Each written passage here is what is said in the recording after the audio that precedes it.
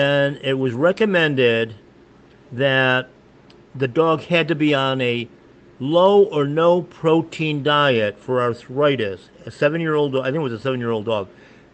At 7 years old, because we don't want renal failure. Now, maybe you can tell me how arthritis and renal failure are like blended together, because that made no sense to me at all.